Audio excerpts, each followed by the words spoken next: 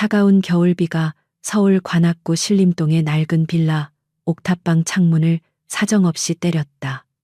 방 안의 공기는 바깥보다 더 냉랭하게 가라앉아 있었다. 이하린, 아니 이순자라고 불리는 여자는 얇은 담요 한 장을 덮고 잠든 두 아이의 이마를 번갈아 짚어보았다. 아이들의 이마는 불덩이처럼 뜨거웠다. 5살 쌍둥이.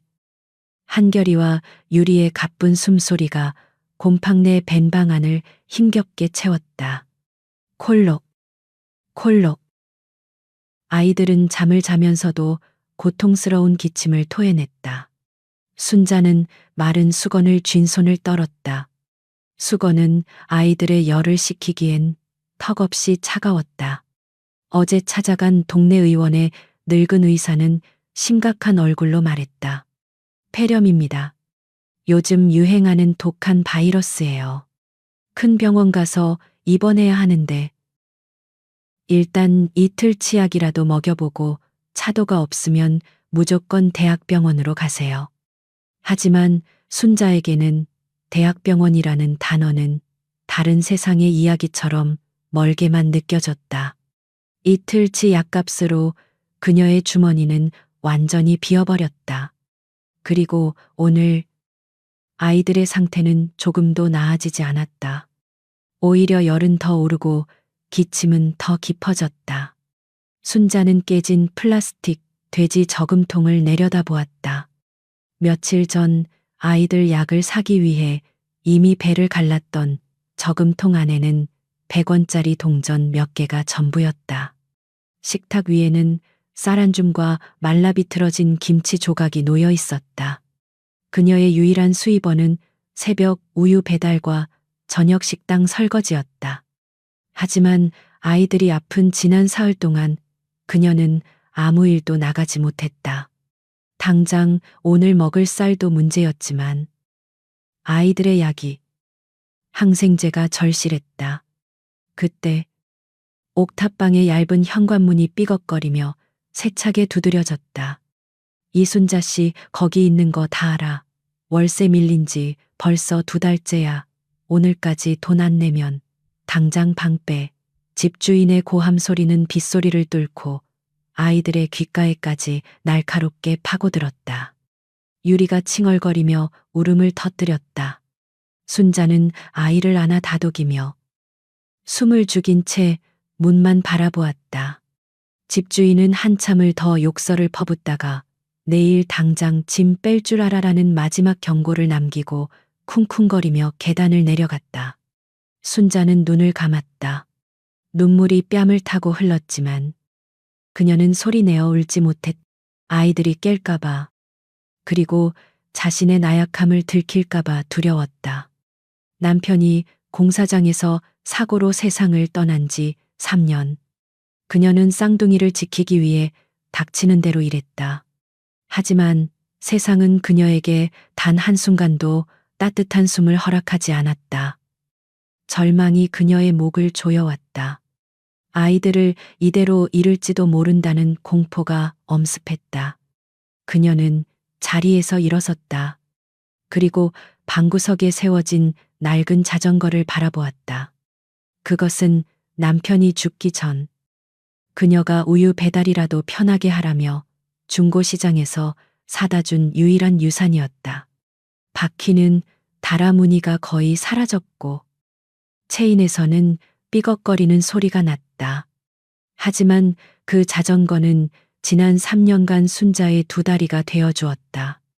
비가 오나 눈이 오나 그녀는 그 자전거의 의지에 신림동의 가파른 언덕을 오르내리며 아이들의 분유값을 벌었다. 그것은 단순한 자전거가 아니었다. 그녀의 삶이었고 아이들과의 약속이었으며 죽은 남편의 마지막 온기였다. 순자는 떨리는 손으로 자전거 핸들을 잡았다. 차가운 새의 감촉이 그녀의 손바닥을 파고들었다. 이걸 팔면 적어도 며칠치 약값은. 그녀는 입술을 깨물었다. 이것을 팔면 당장 내일 새벽부터 어떻게 우유 배달을 할지, 어떻게 식당 설거지를 하러 그 먼 거리를 갈지 막막했다. 이것은 그녀의 밥줄이었다. 하지만 선택의 여지가 없었다. 밥줄보다 아이들의 숨줄이 더 급했다. 그녀는 잠든 아이들의 볼에 입을 맞추었다. 아이들의 뜨거운 숨결이 그녀의 뺨에 닿았다. 한결아, 유리야, 엄마가 금방 약 사올게. 조금만 더 버텨줘. 응, 그녀는 얇은 외투를 걸치고 삐걱거리는 자전거를 끌고 옥탑방 문을 나섰다. 차가운 겨울비가 그녀의 얼굴 위로 쏟아졌다. 그녀는 자전거를 파는 것이 아니라 자신의 다리 한쪽을 잘라내려 가는 사람처럼 무겁고 고통스러운 걸음을 내디뎠다. 신림동 고시촌 근처의 낡은 자전거포. 주인 남자는 가게 안에서 따뜻한 난로를 쬐며 텔레비전을 보고 있었다. 순자가 비를 맞으며 자전거를 끌고 들어서자 그는 귀찮다는 듯이 힐끗 쳐다보았다. 뭐요? 고장났어. 순자가 떨리는 목소리로 말했다. 아니요. 이거 팔려고요. 혹시 사시나요? 주인 남자는 자리에서 일어나지도 않은 채 자전거를 훑어보았다. 그의 눈에는 경멸이 스쳤다. 아이고, 순자 씨, 또 돈이 급한가 보네. 내가 이거 당신이 애지중지하는 거 알아서 몇 번 고쳐주긴 했다만. 이건 고물이요. 고물. 누가 이걸 돈 주고 사가겠어. 요즘 다들 전기 자전거 타는 세상에. 순자는 고개를 숙인 채 애원했다. 사장님, 제발요. 아이들이 너무 아파서 약값이 단돈 10,000원이라도. 주인 남자는 혀를 찢찢 찼다. 그는 주머니에서 꼬깃꼬깃한 10,000원짜리 지폐 5장을 꺼냈다. 에휴, 딱 해서 주는 거요. 이건 자전거 값이 아니라 그냥 불우이웃도 없는 셈 치는 거니까. 50,000원. 이거 받고 그냥 두고 가시오. 나도 저거 고물상에 넘기면 1,000원이나 받을까 말까야. 50,000원. 순자는 그 돈을 받아들었다. 아이들 이틀치 약값 정도는 될 터였다. 그녀는 자신의 다리를 50,000원에 팔아넘긴 것이다. 감사합니다. 감사합니다. 사장님. 그녀는 90도로 허리를 숙여 인사하고는 자전거에 마지막 눈길을 주었다. 핸들에 낡아서 해진 고무 손잡이. 남편이 달아준 작은 바구니. 그녀는 뒤도 돌아보지 않고 자전거포를 뛰쳐나왔다. 빗속을 달려 약국으로 향하는 그녀의 등 뒤로. 자전거포 주인은 쯧쯧. 절에서 가난은 대물림되는 거야라며 중얼거렸다. 순자가 사라진 골목 어귀. 빗줄기 사이로 검은색 마이바흐 한 대가 소리 없이 미끄러져 들어왔다. 이 누추한 동네와는 전혀 어울리지 않는 수십억 원을 호가하는 최고급 세단이었다. 차는 정확히 낡은 자전거포 앞에 멈춰 섰다. 뒷좌석의 문이 열리고 완벽하게 재단된 검은색 코트를 입은 젊은 남자가 내렸다. KH 글로벌 인베스트먼트의 회장. 강현서였다. 그는 비서가 받쳐주는 우산을 밀어내고 차가운 빗물을 맞으며 자전거포 안을 뚫어지게 바라보았다. 그의 시선은 방금 순자가 50,000원에 팔아넘기고 간 녹슬고 낡은 자전거에 고정되어 있었다. 그의 얼음장 같던 무표정한 얼굴이 아주 미세하게 알아챌 수 없을 정도로 떨리고 있었다. 그는 수십 년 동안 잊고 지냈던 혹은 잊으려 애썼던 과거의 한 조각을 마주한 사람처럼 그 자리에 얼어붙어 있었다. 자전거포 주인은 갑작스러운 거물의 등장에 놀라 입을 벌린 채 그를 쳐다보았다. 강연서는 빗물에 젖어드는 것도 잊은 채 그 자전거를 향해 천천히 발걸음을 옮겼다. 강연서 회장은 쏟아지는 겨울비 속에서 우산도 없이 굳어 있었다. 그의 완벽하게 재단된 코트 어깨가 빗물에 젖어들었지만 그는 그 차가움을 전혀 느끼지 못하는 듯했다. 그의 모든 신경은 자전거포 구석에 버려지듯 세워진 붉은 녹잇은 낡은 자전거에 집중되어 있었다. 불가능한 일이었다. 15년. 잊으려 해도 잊을 수 없었던 그 지독했던 겨울밤의 기억이 이 자전거와 함께 눈앞에 되살아나고 있었다. 손잡이에 달아빠진 고무, 살짝 휘어진 페달, 그리고 핸들 중앙의 작은 흠집. 자전거포 주인오 씨는 난로 앞에서 벌떡 일어났다. 그는 신림동이 누추한 골목에서 평생을 보냈지만 저런 차와 저런 옷을 입은 사람은 텔레비전 속에서나 보았다. 당황한 그는 굽신거리며 문가로 다가갔다. 아이고, 손님, 이 궂은 날씨에 어쩐 일이십니까? 혹시 자전거라도? 그는 이 비싼 손님이 길을 잃었거나 혹은 촬영이라도 나온 것이라 짐작했다. 하지만 남자의 눈빛은 그런 종류의 것이 아니었다. 강연서는 오 씨를 쳐다보지도 않았다. 그는 홀린 사람처럼 천천히 자전거를 향해 걸어갔다. 수조원의 계약서에 사인을 하던 그의 손이 이제는 알아볼 수 없을 정도로 미세하게 떨리고 있었다. 그는 차가운 쇠붙이로 된 자전거의 핸들을 잡았다. 그리고 엄지 손가락으로 15년 전 그날 밤 자신이 얼어붙은 손으로 찐빵을 받아들다 실수로 긁었던 바로 그 흠집을 더듬었다. 모든 것이 확인되었다. 이것은 그 자전거가 맞았다. 그는 천천히 얼음처럼 차가운 목소리로 입을 열었다. 이 자전거. 그의 목소리는 낮고 무거웠지만 가게 안에 모든 소리를 압도했다. 누가 팔았소? 그 질문에는 단순한 호기심이 아닌 수십 년 묵은 감정의 무게가 실려 있었다. 오 씨는 그 기세에 눌려 저도 모르게 뒷걸음질 쳤다. 그는 당황해서 말을 더듬었다. 아,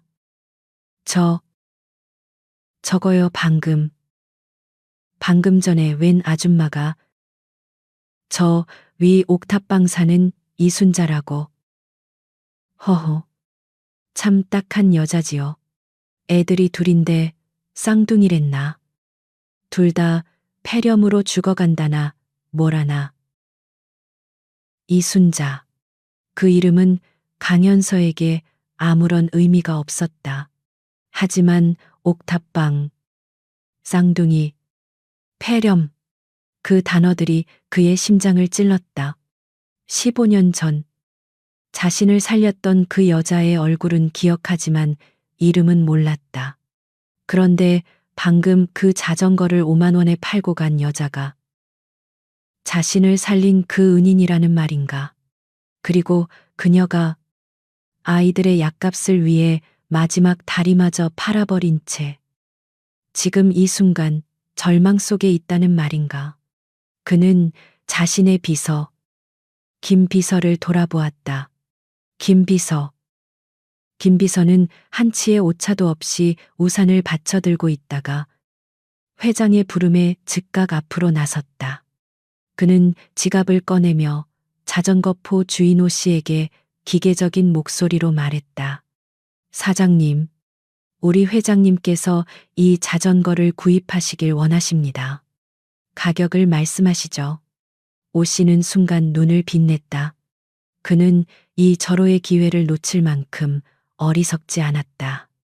그는 젖은 손을 바지에 문지르며 탐욕스러운 미소를 지었다. 아이고, 예, 물론이죠. 보아하니 손님께서도 물건을 좀 아시는 모양인데. 이게 말이죠. 보기엔 이래도 아주 귀한 빈티지입니다. 네, 내가 아끼던 건데. 음, 특별히 50만 원만 받겠습니다. 그는 자신이 엄청난 가격을 불렀다고 생각하며 현서의 눈치를 살폈다. 5만 원에 사들인 고물을 10배로 튀겨 파는 순간이었다. 그는 이 부자가 어차피 돈에는 감각이 없을 것이라 확신했다. 강현서는 그를 경멸하듯 바라보았다. 그는 방금 한 여자가 아이들의 목숨을 걸고 애원하며 받아간 돈이 고작 5만 원이었다는 것을 알고 있었다. 그는 이 남자의 탐욕에 대꾸할 가치조차 느끼지 못했다. 김 비서가 즉시 회장의 의중을 파악하고 나섰다. 회장님께서는 흥정하지 않으십니다. 김 비서는 수표첩을 꺼내 들었다. 5천만 원. 그가 펜으로 숫자를 적으며 말했다. 이 가격에 드리죠. 오 씨의 턱이 바닥으로 떨어졌다. 5천. 만 원이요. 그는 자신의 귀를 의심했다. 이 녹슨 고철 덩어리가 5천만 원이라니. 김 비서는 차가운 눈으로 그를 바라보며 조건을 덧붙였다. 두 가지 조건이 있습니다. 첫째, 이 자전거는 지금 당장 우리가 가져갑니다. 둘째, 방금 이 자전거를 팔고 간 여자. 이순자 씨에 대한 모든 정보를 주셔야 합니다. 정확한 주소, 가족 관계, 지금 처한 상황, 사장님이 아는 모든 것을. 오 씨는 거의 기절할 지경이었다. 그는 허둥지둥 서랍을 뒤져 조금 전 순자가 적고 간 고물 매입 장부를 꺼냈다. 예, 드려야죠. 당연히 드려야죠. 이순자. 저위 선샤인 빌라 401호. 옥탑방입니다. 남편은 몇 년 전에 죽었고 쌍둥이들하고 셋이 사는데 아주 찢어지게 가난하죠. 월세는 항상 밀리고 애들은 맨날 아프고. 아이고, 회장님, 5천만 원 정말. 그는 자신이 아는 모든 것을 쏟아냈다. 선샤인 빌라 401호, 옥탑방, 남편, 사별, 병든 쌍둥이. 강연서의 주먹이 단단하게 쥐어졌다. 그가 수천억을 굴리는 제국을 건설하는 동안 15년 전 자신에게 유일한 온기를 베풀었던 그 여자는 이런 차가운 지옥 속에서 쓰러져 가고 있었다. 이 참을 수 없는 죄책감이 그의 목을 졸랐다. 그는 더 이상 지체할 시간이 없었다. 김 비서가 수표를 건네고 현서는 직접 그 낡은 자전거를 들어 올렸다. 그는 수십억 원짜리 도자기를 다루듯 조심스럽게 자전거를 안아들었다. 그리고 자신의 마이바흐 트렁크에 비서가 깔아놓은 최고급 캐시미어 담요 위에 그것을 조심스럽게 눕혔다. 5만 원짜리 고철 자전거와 수십억 원짜리 세단의 극명한 대비. 오 씨는 그 비현실적인 광경을 넋이 나간 채 바라보고 있었다. 현서는 차에 오르자마자 빗물에 젖은 머리를 쓸어 넘기며 무겁게 입을 열었다. 김 비서, 지금 당장 서울대학병원 원장. 아니, 소아 중환자실 센터장에게 연락해. 내가 직접 가겠다고. 그의 목소리는 분노를 넘어선 깊은 슬픔으로 잠겨 있었다. 그리고 선샤인 빌라 401호로 차는 빗속을 뚫고 신림동의 가파른 언덕을 향해 소리 없이 나아갔다. 그 시각 이순자는 빗속을 미친 듯이 달려 약국에 도착해 있었다. 그녀는 젖은 5만 원을 약사에게 내밀며 애원했다. 약 좀 주세요. 폐렴, 약. 5살 아이. 제일 제일 센 걸로요. 약사는 그녀의 행색과 젖은 돈, 그리고 그녀의 절박한 눈빛을 번갈아 보았다. 그는 안타까운 표정으로 고개를 저었다. 어머니, 이 돈으로는 이틀치 항생제밖에 못 드려요. 아이들 상태가 그 정도면 당장 입원해야 합니다. 이 약으로는 어림도 없어요. 이러다 정말 큰일 나요. 순자의 심장이 바닥으로 떨어졌다. 자신의 다리를 팔아 얻은 돈이 고작 이틀치 연명에 불과했다. 그녀의 마지막 희망이 부서져 내렸다. 그래도 그녀는 이를 악물고 이틀 치약이라도 샀다. 아무것도 없는 것보다는 나았다. 그녀는 약봉지를 품에 안고 다시 옥탑방을 향해 걸었다. 자전거가 없었다. 비에 젖은 가파른 언덕길은 끝이 없는 지옥의 계단처럼 느껴졌다. 그녀의 다리는 천근만근 무거웠다. 그녀는 자전거를 판 것이 아니라 정말로 자신의 두 다리를 잃어버린 것 같았다. 그녀는 울면서 기어서 그 끝없는 계단을 올랐다. 마침내 옥탑방 문을 열었을 때 아이들의 기침 소리는 아까보다 더 심해져 있었다. 아이들의 얼굴은 이제 하얗게 질려가고 있었다.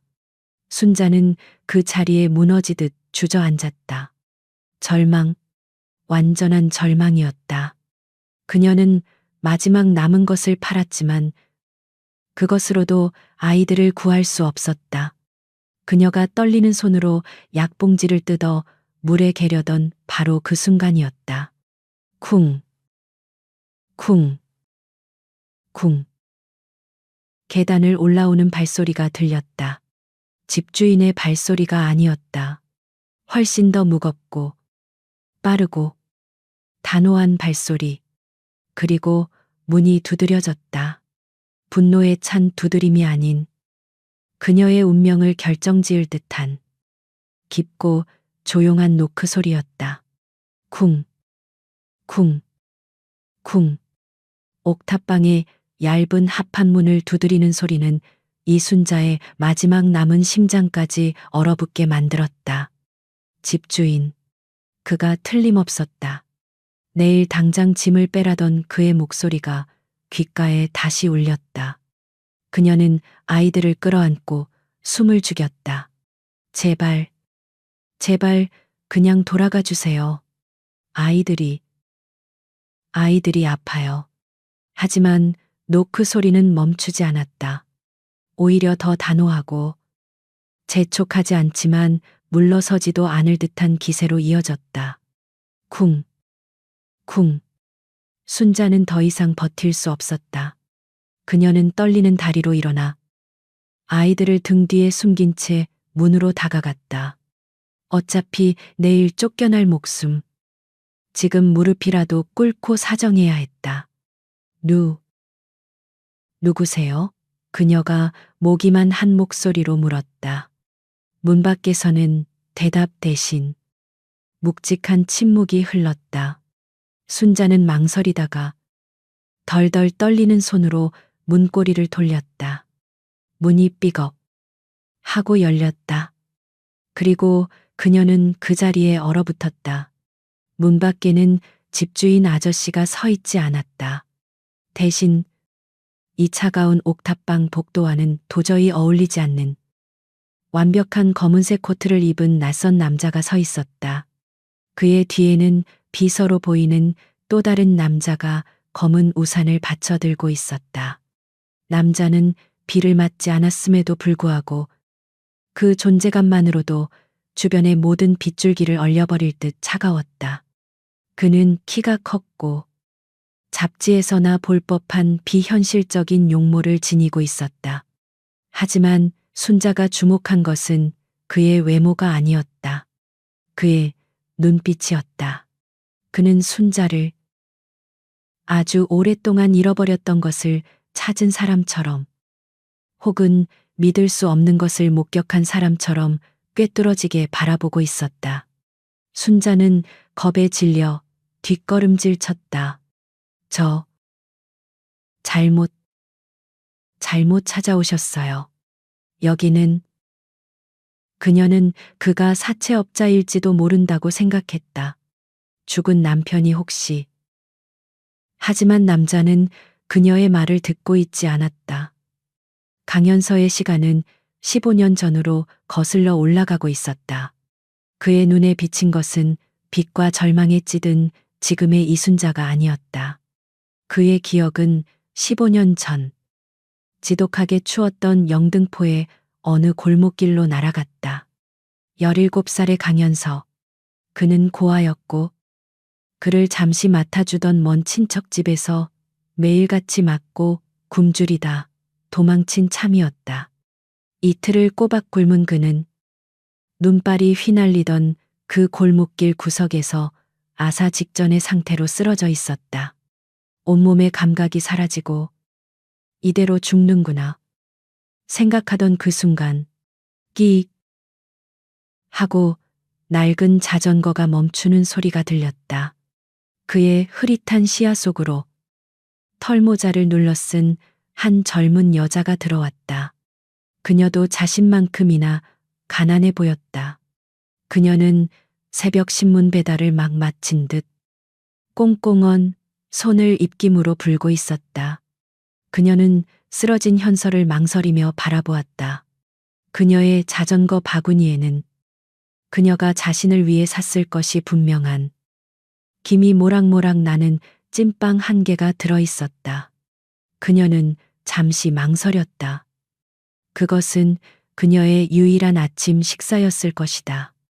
하지만 그녀는 이내 자전거에서 내려 그 찐빵을 현서에게 내밀었다. 학생, 괜찮아, 이거라도 먹어. 얼른. 현서는 그것을 받아들 힘조차 없었다. 그저 짐승처럼 찐빵을 향해 손을 뻗었다. 얼어붙고 떨리던 그의 손톱이 그녀가 찐빵을 꺼내던 자전거 핸들의 고무 부분을 깊게 긁었다. 찍 하는 작은 흠집이 생겼다. 여자는 아랑곳하지 않고 찐빵을 그의 손에 쥐어주었다.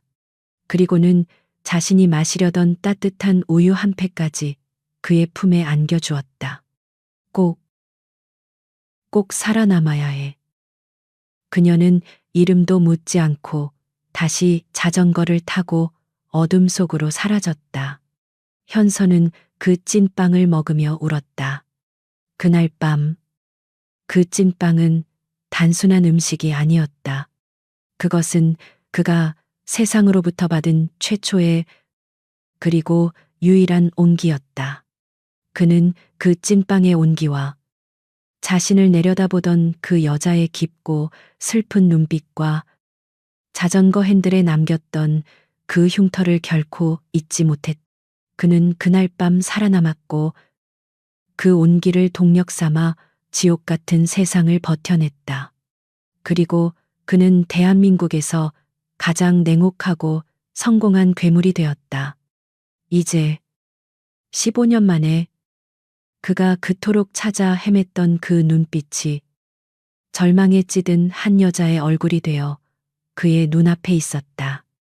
세월에 무너지고 가난에 찌들었지만 틀림없었다. 그녀였다. 그를 살렸던 유일한 사람이었다. 당신. 현서가 무어라 말을 하려던 순간 방 안에서 아이들의 고통스러운 기침 소리가 터져 나왔다.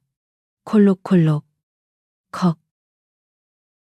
그 소리의 현서는 15년 전의 기억에서 단숨에 현실로 돌아왔다. 그의 시선이 순자의 어깨 너머 방 안에 누워있는 두 아이에게로 향했다. 아이들의 얼굴은 하얗게 질려 있었고 숨을 제대로 쉬지 못하고 있었다. 자전거포 주인이 했던 말이 그의 뇌리를 스쳤다. 애들이 폐렴으로 죽어간다나. 그가 은혜를 갚기 위해 찾아온 지금 이 순간. 그의 은희는 자신의 아이들이 죽어가는 것을 속수무책으로 지켜보고 있었다. 참을 수 없는 분노와 죄책감이 그의 심장을 후려쳤다. 그는 더 이상 망설이지 않았다. 그는 이순자가 누구인지, 자신이 누구인지 설명할 시간이 없었다. 그는 즉시 주머니에서 휴대폰을 꺼냈다. 순자는 그가 경찰이나 혹은 자신을 쫓아낼 집주인에게 전화하는 줄 알고 겁에 질려 애원했다. 제발, 제발 한 번만. 아이들이 낳으면 바로 나갈게요. 하지만 현서는 그녀의 말을 가로막았다. 그는 단축번호 1번을 눌렀다. 서울대학병원 병원장에게 직접 연결되는 비상 라인이었다. 나 강연서요. 그의 목소리는 조금 전의 흔들림은 사라지고 모든 것을 지시하는 지배자의 목소리로 돌아와 있었다. 지금 당장 신림동 선샤인 빌라 401호. 이 주소로 소아 중환자실 VIP팀. 아니, 센터장이 직접 최고 장비 싣고 구급차 보내. 5분 안에 도착해. 환자는 5살 쌍둥이. 급성 폐렴이다. 내가 지금 현장에 있어. 만약 아이들에게 무슨 일이라도 생기면 병원 문 닫을 줄 알아. 그는 전화를 끊었다. 순자는 그가 하는 말을 단 하나도 이해할 수 없었다.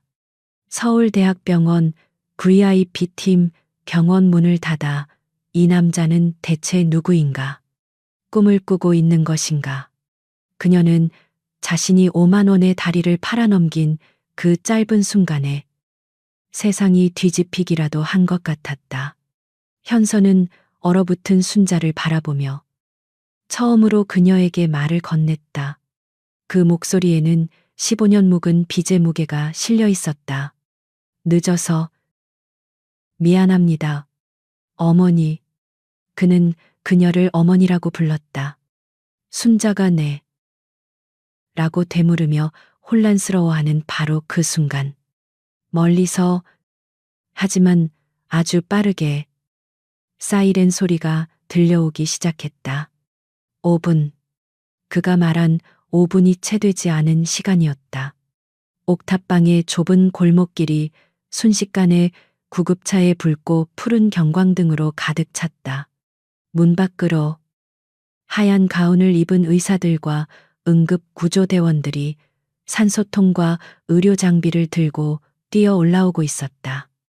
그들은 모두 순자가 아닌 강연서 회장을 향해 90도로 허리를 숙였다. 회장님 도착했습니다. 순자는 그 비현실적인 광경 앞에서 다리에 힘이 풀려 그 자리에 주저앉고 말았다. 서울대학병원 소아중환자실 VIP 이송팀의 등장은 칠흑 같은 절망 속에 떨어진 한 줄기 빛이 아니었다. 그것은 오히려 너무나도 비현실적이고 압도적인 광경이어서 이순자에게는 마치 죽음 직전의 환각처럼 느껴졌다. 최고급 의료 장비를 든 의사와 간호사들이 그녀의 누추한 옥탑방을 순식간에 점령했다. 그들의 움직임은 침착하고 기계적이었으며 곰팡내 나는 벽지와 낡은 장판 따위는 안중에도 없다는 듯 오직 두 아이에게만 집중했다. 산소 포화도 85. 위험합니다. 즉시 기관 내 삽관 준비, 심박수 저하 아트로핀. 순자는 그들이 외치는 전문 용어를 하나도 알아들을 수 없었다. 그녀는 그저 방 한구석에 못 박힌 듯 서서 자신의 아이들이 낯선 사람들의 손에 넘어가는 것을 멍하니 바라볼 뿐이었다. 그녀의 손에는 여전히 빗물에 젖어 축축한 5만 원짜리 약봉지가 쥐어져 있었다. 그녀가 자신의 다리를 팔아 겨우 구해온. 하지만 이제는 아무짝에도 쓸모 없어진 그 약봉지. 그것이 그녀가 처한 현실의 무게를 잔인할 정도로 명확하게 보여주고 있었다. 그녀는 아이들을 구하기 위해 모든 것을 걸었지만 결국 아무것도 구하지 못했다. 그때 옥탑방 계단을 쿵쿵거리며 올라오는 또 다른 발소리가 들렸다. 아까의 집주인이었다. 그는 사이렌 소리와 소란을 듣고 무슨 일인가 싶어 화가 난 얼굴로 뛰어 올라왔다. 아니, 이 여자가 지금 앰뷸런스 돈도 없는 주제의 쇼를. 그는 고함을 지르며 문을 열어젖히려다. 문 입구를 막아선 검은 코트의 남자. 강연서와 마주쳤다. 그리고 그의 뒤에 선 비서와 방안을 가득 채운 서울대학병원의 VIP 로고가 밝힌 의료팀을 보았다. 집주인의 얼굴에서 순식간에 핏기가 가셨다. 그는 신림동에서 평생을 살아왔지만 이런 광경은 처음이었다. 그는 강연서의 신발 끝에서부터 머리끝까지 수천만 원을 호가할 것이 분명한 그 차림새를 보고 본능적으로 위축되었다. 그는 자신이 지금 누구에게 소리를 지르려 했는지 깨닫고 사색이 되었다. 강연서는 그를 돌아보지도 않았다. 그저 김 비서에게 고갯짓을 했을 뿐이다. 소란스럽군. 처리해. 김 비서는 집주인을 복도 밖으로 정중하지만 단호하게 밀어내고는 그의 귀에 낳고 차갑게 속삭였다. 지금부터 이 건물은 저희 KH 글로벌 인베스트먼트에서 법적으로 관리에 들어갑니다. 건물주께서는 아마도 곧 세무조사 통지서를 받게 되실 겁니다. 불법 건축물 및 탈세 혐의로요. 지금은 조용히 자리를 비켜주시는 것이 좋겠습니다. 집주인은 KH 글로벌이라는 이름과 세무조사라는 단어의 다리가 풀려 그 자리에 주저앉을 뻔했다.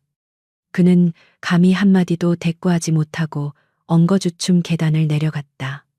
순자는 그 모든 상황을 꿈처럼 지켜보고 있었다. 어머니 아이들 이동합니다.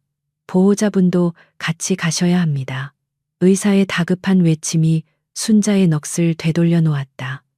아이들은 이동식 인큐베이터에 실려 조심스럽게 방 밖으로 옮겨지고 있었다. 순자는 비틀거리며 그 뒤를 따르려 했다. 잠시만요. 신발을. 그녀는 낡아 뒤축이다 다른 운동화를 꿰어 신으려 했다. 하지만 김 비서가 그녀를 막아섰다. 어머니, 이쪽입니다. 그는 구급차가 아닌 골목 어귀에 주차된 검은색 마이바흐의 뒷문을 열었다. 순자는 망설였다. 빗물과 흙먼지로 더러워진 자신의 몸으로 저런 비싼 차에 오른다는 것이 상상조차 되지 않았다. 하지만 김 비서는 그녀가 거절할 틈도 주지 않고 그녀를 차 안으로 거의 밀어넣다시피 태웠다. 회장님께서 기다리십니다. 차 문이 닫히자 바깥 세상의 모든 소음과 빗소리가 완벽하게 차단되었다. 최고급 가죽 시트의 냄새와 은은한 히터 바람이 젖은 그녀의 몸을 어색하게 감쌌다. 그리고 앞좌석이 아닌 그녀의 옆자리에 그 차가운 남자가 이미 앉아 있었다. 차는 구급차의 사이렌 소리를 뒤따르며 소리 없이 미끄러지기 시작했다. 순자는 숨도 제대로 쉴 수 없었다. 그녀는 감히 옆자리의 남자를 쳐다보지 못하고 자신의 젖은 작업복 바지만 내려다보았다. 저기, 선생님, 대체 누구신데? 저 같은 사람한테 왜? 그녀의 목소리는 공포와 혼란으로 갈라져 나왔다. 그녀는 이 모든 것이 거대한 사기극이거나 혹은 자신이 감당할 수 없는 대가를 치러야 하는 악마의 거래일지도 모른다고 생각했다.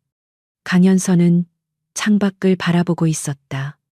빠르게 스쳐 지나가는 신림동의 밤 풍경. 그가 15년 전 도망치듯 빠져나왔던 그 지옥의 입구였다. 그는 한참 동안 말이 없었다.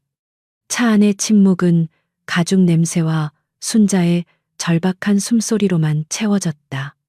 마침내 그가 입을 열었다. 그의 목소리는 여전히 낮고 무거웠지만 아까의 그 얼음장 같은 냉기는 조금 가셔 있었다. 15년 전 겨울이었습니다. 그는 순자를 바라보지 않고 마치 오래된 필름을 돌려보듯 창밖을 향해 말했다. 영등포역 근처 골목길이었죠. 눈이 많이 내렸습니다. 17살짜리 남자아이가 거기서 이틀을 굶고 얼어 죽어가고 있었습니다. 순자는 그가 왜 이런 뜬금없는 이야기를 하는지 이해할 수 없었다. 그녀는 그저 숨을 죽인 채 들을 뿐이었다. 그녀의 머릿속은 온통 병원으로 실려간 아이들 생각뿐이었다. 그때 어떤 여자가 낡은 자전거를 타고 나타났습니다. 현서의 목소리가 아주 미세하게 떨렸다. 그 여자도 아주 가난해 보였습니다. 하지만 자신의 유일한 아침 식사였을 김이 모락모락 나는 찐빵 한 개와 따뜻한 우유 한 팩을 그 아이에게 주었습니다. 그는 말을 잠시 멈추고 숨을 골랐다. 그 기억은 그에게 여전히 고통스러운 동시에 유일한 구원이었다. 그 여자는 꼭 살아남아야 해라는 말만 남기고 사라졌습니다. 현서는 천천히 고개를 돌려 마침내 순자의 눈을 정면으로 바라보았다. 그의 깊은 눈 속에는 순자가 감히 헤아릴 수 없는 슬픔과 고통, 그리고 지독한 감사함이 뒤엉켜 있었다. 나는 그 찐빵을 먹고 살아남았습니다. 그리고 오늘까지 그 여자를, 그 은인을 찾고 있었습니다. 순자의 머릿속이 하얗게 비어버렸다. 영등포, 15년 전, 찐빵, 자전거. 그녀는 기억을 더듬으려 애썼다. 그녀의 삶은 너무나도 고단해서 그런 사소한 선행들은 하루에도 몇 번씩 일어나고 잊혀갔다. 하지만 찐빵. 혹시 그때 자전거 핸들에 그녀가 무언가 기억났다는 듯 중얼거렸다. 현서가 고개를 끄덕였다. 네, 맞습니다. 그 아이가 찐빵을 받다가 손톱으로 핸들에 흠집을 냈습니다. 순자는 숨이 멎는 것 같았다. 그녀가 오늘 5만 원에 팔아넘긴 그녀의 남편이 사준 그 자전거, 핸들의 그 흠집. 당신이 그때 그 꼬마 학생. 강연서는 대답 대신 젖은 코트 안주머니에서 작은 상자 하나를 꺼냈다. 그 안에는 15년의 세월을 이겨낸 낡고 바랜 우유팩의 포장지 조각이 들어 있었다. 그가 15년간 간직해온 유일한 증표였다. 그 빚을 갚으러 왔습니다. 그런데 너무 늦게 와서 정말 죄송합니다. 은희님. 그 얼음 같던 재벌 총수의 눈에서 한 줄기 눈물이 흘러내렸다. 차는 서울대학병원 응급센터 입구로 미끄러져 들어가고 있었다. 마이바흐의 육중한 문이 열리자 서울대학병원 응급센터의 소란스러움과 차가운 소독약 냄새가 이순자의 코를 찔렀다. 그녀가 채차에서 내리기도 전에 이미 대기하고 있던 병원장과 소아과 센터장이 현서의 앞으로 달려와 90도로 허리를 숙였다. 회장님 말씀하신 환아들은 즉시 소아 중환자실 VIP 병동으로 이송 조치했습니다. 최고의 의료진이 대기 중입니다. 순자는 그 광경을 보고도 아무것도 이해할 수 없었다. TV 드라마에서나 보던 병원장이 자신 옆에 앉은 이 젊은 남자에게 회장님이라 부르며 쩔쩔매고 있었다. 그녀는 차에서 내리다 말고 다리가 풀려 주저앉을 뻔했다. 김 비서가 반대편에서 내려 그녀를 부축했다. 어머니, 이쪽입니다. 그녀는 젖은 운동화가 병원의 깨끗한 대리석 바닥에 더러운 빗물 자국을 남기는 것을 보며 몸을 움츠렸다. 그녀의 손에는 여전히 이제는 빗물과 눈물이 뒤섞여 눅눅해진 5만 원짜리 약봉지가 쥐어져 있었다. 그것이 그녀가 가진 전부였다. 그녀는 병원 복도를 걸으면서도 마치 자신이 이곳에 있어서는 안 될 불결한 존재인 것처럼 고개를 들지 못했다. 사람들이 그녀를 힐끗거리며 수군대는 것 같았다. 젖은 작업복 차림의 여자. 그리고 그녀를 수행하듯 뒤따르는 검은 양복의 남자들. 하지만 그들은 순자를 쳐다보는 것이 아니었다. 그들은 감히 강연서 회장의 앞을 막아서지 않기 위해 홍해처럼 갈라지고 있었다. 현서는 순자의 느린 걸음을 재촉하지 않았다. 그는 15년 만에 찾은 은인이 겪는 이 극심한 혼란을 배려하듯 그녀의 보폭에 맞춰 천천히 하지만 단호하게 걸었다. 그의 존재만으로도 응급실의 모든 소음이 가라앉는 듯했다. 그들은 일반 병동을 지나 철저한 보안 검색대를 통과해 오직 선택된 소수만이 들어올 수 있는 VIP 병동의 가장 안쪽 소아 중환자실로 향했다. 순자는 유리창 너머로 수많은 기계에 둘러싸여 있는 한결이와 유리를 발견했다. 아이들은 갓난아기 때 이후로 처음 보는 깨끗한 환자복을 입고 있었고 작은 얼굴에는 산소 마스크가 씌워져 있었다. 아이들의 가슴이 가늘게 오르내리는 것을 보자 순자는 그제야 자신이 숨을 참고 있었다는 것을 깨달았다. 그녀는 유리창에 이마를 대고 무너지듯 울음을 터뜨렸다. 한결아, 유리야, 엄마가 미안해. 그녀는 자신이 조금만 더 빨리 돈을 구했다면, 혹은 그 자전거를 조금만 더 일찍 팔았다면, 하고 자책했다. 그녀의 어깨가 가늘게 떨리고 있을 때, 병동 센터장이 현서에게 다가와 보고를 시작했다. 그의 목소리는 긴장으로 굳어 있었다. 회장님, 아이들은 급성 바이러스성 폐렴으로 이미 폐의 상당 부분이 손상된 상태입니다. 조금만, 정말 30분만 늦었어도 폐혈증 쇼크로 위험했을 겁니다. 지금 즉시 최고 농도의 항생제와 스테로이드를 투여하고 24시간 집중 관찰에 들어갔습니다. 강연서의 얼굴이 굳어졌다. 30분. 그가 만약 신림동에서 조금이라도 지체했더라면, 그가 만약 오늘 그 자전거포 앞을 지나가지 않았더라면, 그는 15년 전 자신을 살린 그 은혜를 평생 갚지 못할 끔찍한 빚으로 되돌려 받을 뻔했다. 그는 유리창 너머의 아이들을 바라보았다. 15년 전 굶주림에 죽어가던 자신의 모습이 그 아이들의 창백한 얼굴 위로 겹쳐졌다. 그는 주먹을 굳게 쥐었다. 센터장. 그가 낮게 불렀다. 비용은 묻지 않겠소. 이 병원이 가진 모든 자원, 대한민국에서 구할 수 있는 모든 약물, 세계의 어느 곳에 있든 최고의 의사를 초빙해서라도 두 아이 반드시 살려내시오. 그의 목소리는 조용한 명령이었지만 그 안에는 거역할 수 없는 무게와 은인을 향한 절박함이 담겨 있었다. 만약 이라는 가정은 내 사전엔 없소.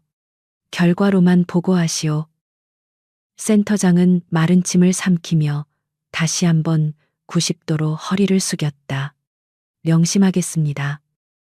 회장님, 병원의 명예를 걸고 최선을 다하겠습니다. 그는 즉시 다른 의사들을 호출하며 중환자실 안으로 사라졌다. 순자는 그들의 대화를 반쯤 넋이 나간 채 듣고 있었다. 비용은 묻지 않는다.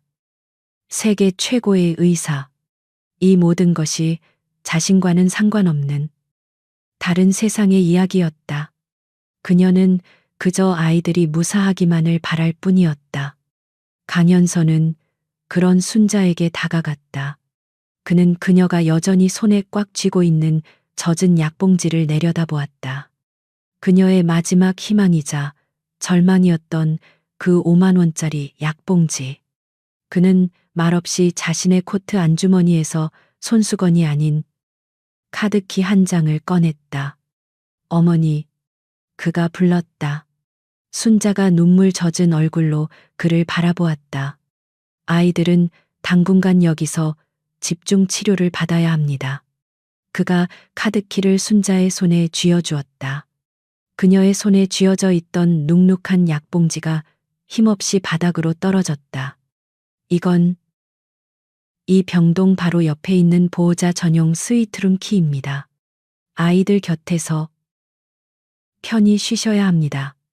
어머니께서 쓰러지시면 아이들은 누가 돌봅니까? 순자는 자신의 손에 들린 호텔 스위트룸에서나 볼 법한 카드키를 멍하니 내려다보았다. 하지만 저는 돈이 15년 전 현서가 그녀의 말을 잘랐다. 당신이 제게 준 찐빵 하나와 우유 한 팩, 그 빚을 아직 다 갚지 못했습니다. 그는 김 비서에게 눈짓했다. 김 비서가 즉시 순자의 어깨를 부축했다. 어머니, 이쪽으로. 먼저 좀 씻으시고 저희가 준비한 옷으로 갈아입으셔야 합니다. 회장님께서 이미 모든 것을 지시하셨습니다. 순자는 로봇처럼 김 비서의 부축을 받아 스위트룸이라는 곳으로 이끌려갔다. 그녀의 눈은 여전히 중환자실 유리창에 고정되어 있었다. 그때까지 팽팽하게 버티고 있던 그녀의 의식의 끈이 툭 하고 끊어졌다.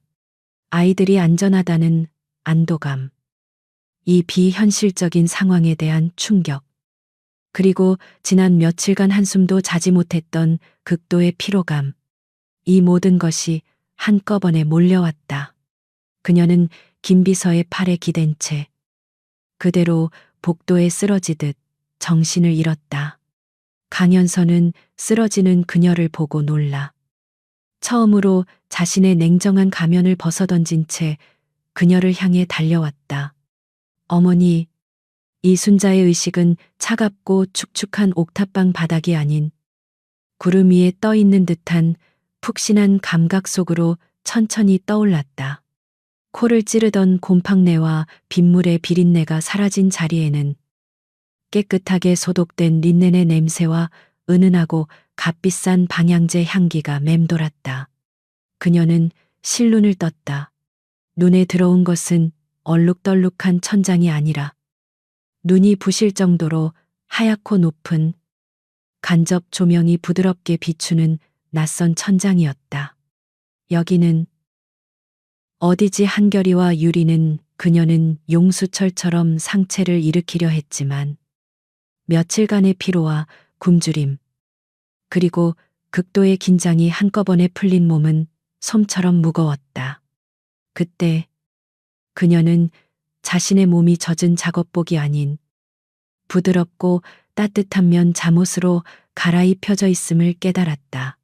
빗물에 절어 얼음장 같았던 손발은 깨끗하게 닦여 있었고 푹신한 이불은 그녀의 체온을 지켜주고 있었다. 일어나셨습니까? 어머니, 낯설지만 정중한 목소리에 그녀가 고개를 돌렸다. 강연서 회장의 비서. 김 비서가 소파에서 일어나 그녀에게 다가오고 있었다. 그는 순자가 정신을 잃은 사이 병원 직원들을 시켜 그녀를 VIP 병동 스위트룸으로 옮기고 필요한 모든 조치를 취해둔 것이었다. 여기는 아이들은요, 우리 한결이, 유리. 순자의 목소리는 잠겨 있었지만 그녀의 첫마디는 오직 아이들이었다. 김비서는 그녀의 불안을 잠재우려는 듯 미리 준비해둔 따뜻한 물을 건네며 말했다. 아이들은 중환자실에서 집중 치료 중입니다. 센터장님께서 직접 돌보고 계십니다. 고비는 넘겼다고 합니다. 열이 조금씩 내리기 시작했습니다. 고비는 넘겼다. 그 한마디가 순자의 굳어있던 심장을 녹였다. 그녀는 두 손으로 얼굴을 감싸고 소리 없는 오열을 터뜨렸다. 안도감. 아이들이 산다는 그 사실 하나만으로도 그녀는 세상을 다 얻은 것 같았다. 김비서는 그녀가 감정을 추스를 때까지 조용히 기다렸다. 그리고는 작은 테이블 위로 따뜻한 죽이 담긴 그릇을 밀어주었다. 김이 모락모락 나는 전복죽이었다. 그녀가 평생 제 돈 주고는 사 먹어본 적 없는 음식이었다. 회장님, 지시입니다. 며칠 굶으신 것을 압니다. 아이들을 돌보시려면 어머니께서 먼저 기력을 차리셔야 합니다. 순자는 망설였다. 이 비싼 것을 자신이 감히 먹어도 되는 것일까? 하지만 뱃속에서 들려오는 절박한 허기의 비명이 그녀의 이성을 마비시켰다.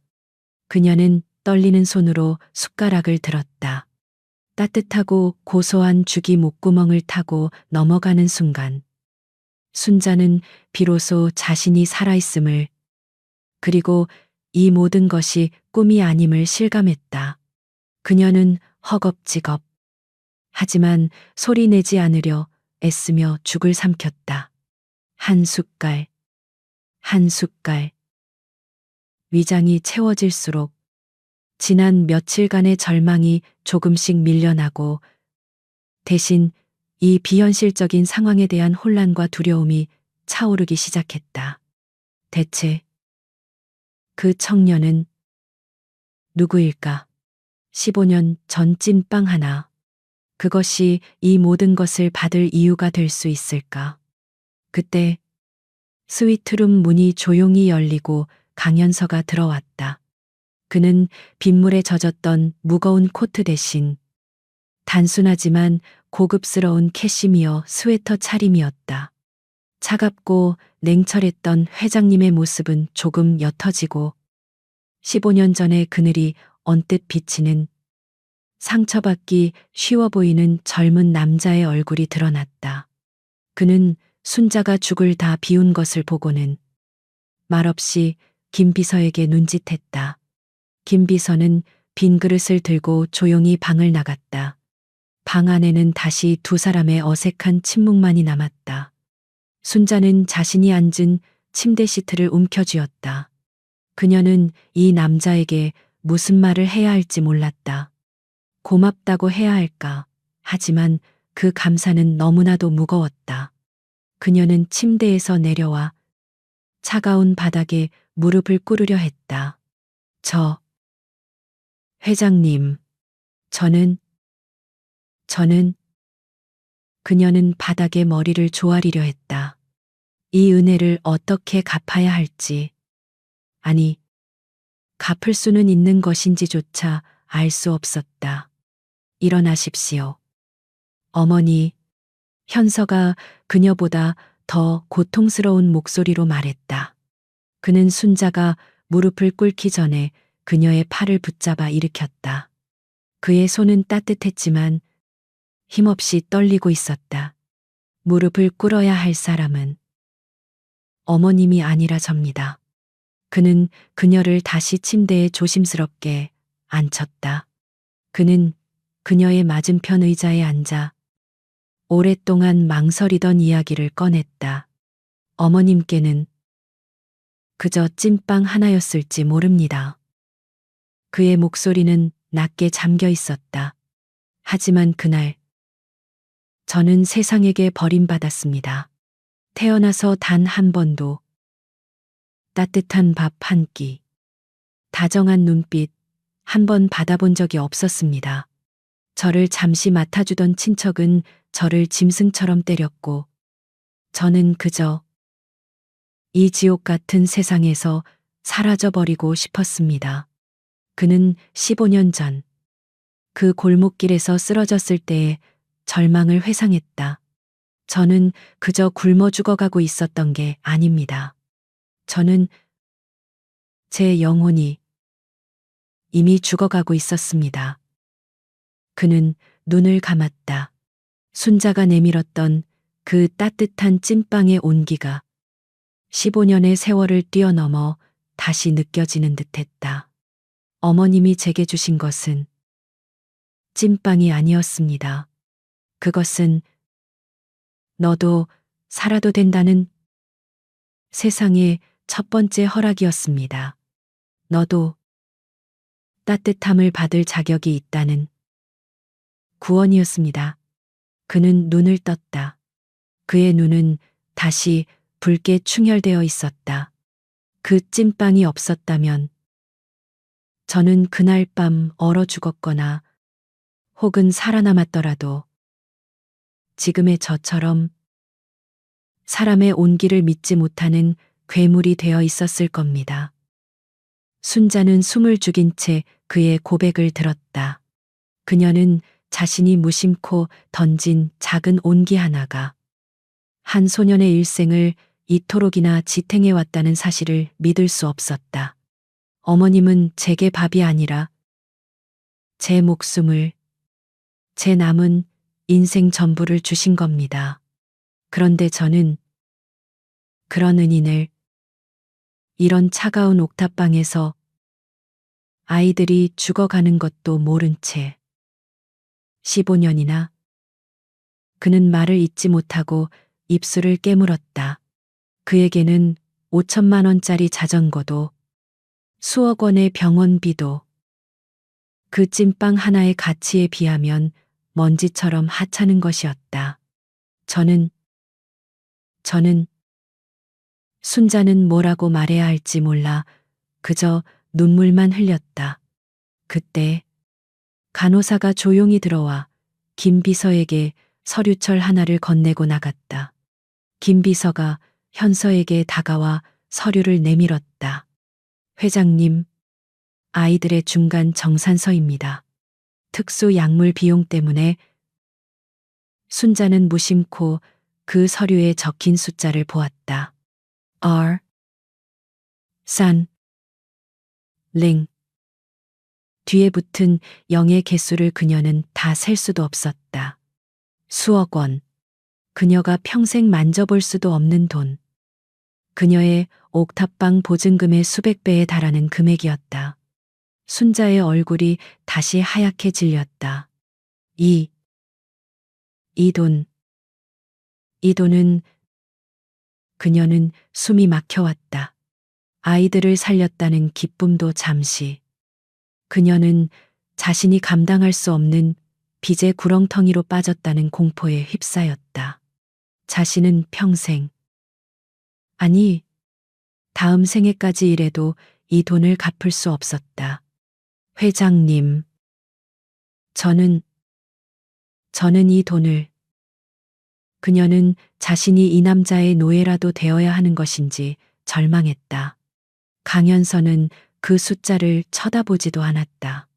그는 순자의 공포에 질린 눈을 바라보며 그 수억 원짜리 청구서를 천천히 그리고 아무렇지도 않게 반으로 찢어버렸다.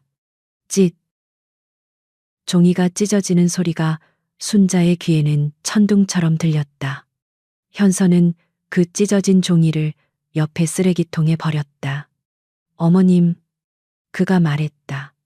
이것은 어머님께서 신경 쓰실 일이 아닙니다. 이건 제가 마땅히 지불해야 할 몫입니다. 그는 자리에서 일어나 여전히 충격에서 벗어나지 못하는 순자에게 다가갔다. 그는 그녀의 낡고 거친 손을 두 손으로 조심스럽게 감쌌다. 제발, 제가 이 빚을 갚을 기회를 허락해 주십시오. 그의 목소리는 애원이었고 15년 만에 드리는 간절한 기도였다. 이것은 그 찐빵 값의 아주 작은 이자일 뿐입니다. 이순자는 강연서 회장이 찢어버린 그 수억 원짜리 청구서의 잔해를 쓰레기통에서 차마 눈을 떼지 못했다. 그녀의 평생을 바쳐도 갚지 못할 돈. 누군가에게는 그저 찢어버려도 그만인 종이 조각에 불과했다. 그 압도적인 부의 격차는 감사함 이전에 거대한 벽이 되어 그녀를 짓눌렀다. 그녀는 자신이 지금 이 VIP 스위트룸에 앉아 있다는 사실조차 제대로 인지하지 못했다. 이 방은 그녀가 살던 옥탑방 4개를 합친 것보다 더 넓었고 화장실의 대리석 바닥은 그녀의 방바닥보다 더 반짝였다. 그녀는 이 깨끗한 시트 위에 눕는 것조차 죄를 짓는 기분이었다. 어머니, 김 비서가 그녀의 곁에 조용히 다가와 깨끗한 옷가지가 담긴 쇼핑백 몇 개를 내려놓았다. 회장님께서 준비하신 옷입니다. 병원에 계시는 동안 편하게 입으시면 됩니다. 순자는 그 쇼핑백의 로고를 알아보지 못했지만 옷에서 풍기는 낯선 새, 옷 냄새와 부드러운 감촉만으로도 그것이 자신이 평생 입어본 적 없는 비싼 옷임을 직감했다. 그녀는 자신의 거칠고 갈라진 손을 내려다보았다. 흙과 설거지물에 절어 검게 변한 손톱. 이 손으로 저 옷을 만져도 되는 것일까? 그녀는 고개를 저었다. 아닙니다. 저는 괜찮습니다. 이런 건 그녀는 이 과분한 호의를 받아들일 수 없었다. 그녀가 이 호의를 받아들이는 순간 15년 전의 그 찐빵은 순수한 온기가 아니라 값을 매길 수 없는 거대한 빚이 되어버릴 것만 같았다. 그녀는 그저 아이들이 무사한지만 확인하고 싶었다. 아이들 좀 보게 해주세요. 제발요. 그녀는 옷도 이 방도 죽도 필요 없었다. 그저 아이들의 숨소리가 듣고 싶었다. 강연서는 그녀의 그 절박한 눈빛을 읽었다. 그는 그녀가 이 방에서 편히 쉴 수 없음을 알았다. 그녀는 전사가 갑옷을 벗는 법을 잊어버린 것처럼 5년간의 지독한 가난과 모성애라는 갑옷을 벗어던지지 못하고 있었다. 그는 말없이 일어나 중환자실로 향했다. 순자는 그 뒤를 비틀거리며 따랐다. 복도를 지나는 병원 직원들이 그들에게 깍듯하게 고개를 숙였지만 순자는 그 인사를 받을 자격이 없는 사람처럼 고개를 더 깊이 숙이며 걸었다. 소아 중환자실의 두꺼운 유리문 너머로 한결이와 유리가 보였다. 아이들은 나란히 누워 잠들어 있었다. 어젯밤에 그 위태롭던 푸른빛은 사라지고 아이들의 뺨에 희미하게 혈색이 돌고 있었다. 산소 마스크는 여전히 쓰고 있었지만 기계에서 들려오는 삑, 삑 하는 규칙적인 신호음은 어쩐지 절망이 아닌 희망의 소리처럼 들렸다. 순자는 유리벽에 손을 대었다. 차가운 유리 너머로 아이들의 체온을 느끼고 싶은 어미의 절박한 손길이었다. 그때 센터장이었던 교수가 그녀에게 다가왔다. 그는 강연서가 아닌 순자를 향해 정중하게 고개를 숙였다. 어머니, 말씀드립니다. 그는 보호자가 아닌 어머니라고 그녀를 불렀다. 아이들, 정말 운이 좋았습니다. 조금만 늦었어도. 하지만 지금은 안정기에 접어들었습니다. 사용 가능한 최고의 항생제가 제대로 반응하고 있습니다. 앞으로 일주일 정도가 고비겠지만 지금 상태라면 후유증 없이 완벽하게 회복할 수 있을 겁니다. 완벽하게 회복, 후유증 없이. 순자는 그 단어들을 몇 번이고 되뇌었다. 그녀가 그토록 듣고 싶었던 말. 그녀는 다리에 힘이 풀려 주저앉으려 했다. 현서가 뒤에서 조용히 그녀의 팔을 부축했다. 감사합니다. 정말 감사합니다. 의사 선생님. 그녀는 울음 섞인 목소리로 겨우 감사를 표했다. 의사는 손을 저었다. 저희는 할 일을 할 뿐입니다. 모든 지원은 회장님께서. 그는 현서를 힐끗 바라보았다. 현서는 아이들에게서 눈을 떼지 않은 채 말했다. 앞으로도 모든 것을 사용하십시오. 아이들이 저 문을 걸어 나갈 때까지. 필요한 모든 것을. 의사가 고개를 숙이고 돌아간 뒤 복도에는 다시 두 사람의 침묵과 유리창 너머의 기계음만이 남았다. 순자는 자신이 이 남자에게 어떻게 감사를 표해야 할지 몰랐다. 그녀는 다시 한번 무릎이라도 꿇을 기세였다. 그때 김 비서가 서류철 하나를 들고 다가왔다. 순자는 아까 찢어버린 청구서를 떠올리며 본능적으로 몸을 움츠렸다. 하지만 김 비서가 내민 것은 청구서가 아니었다. 그것은 병원 신분증처럼 생긴 플라스틱 카드 한 장이었다. 어머니, 이것은.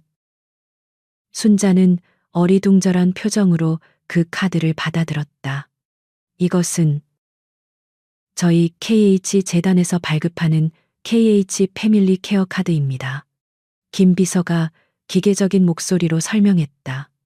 이 카드로 한결이와 유리, 두 아드님의 입원비는 물론 향후 성인이 될 때까지 발생하는 모든 의료비가 전액 자동으로 결제됩니다.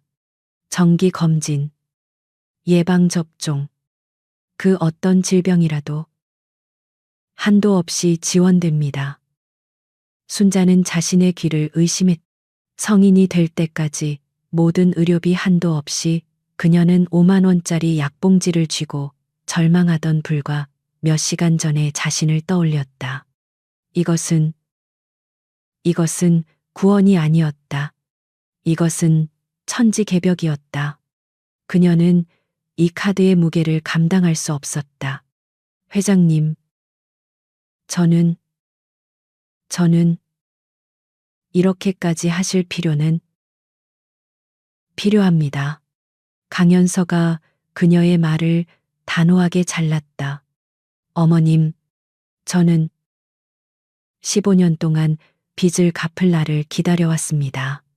제가 이룬 모든 것은 사실상 어머님의 찐빵 한 개에서 시작된 것입니다.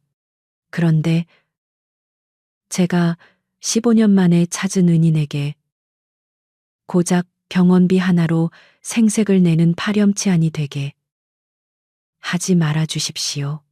그의 목소리는 애원에 가까웠다.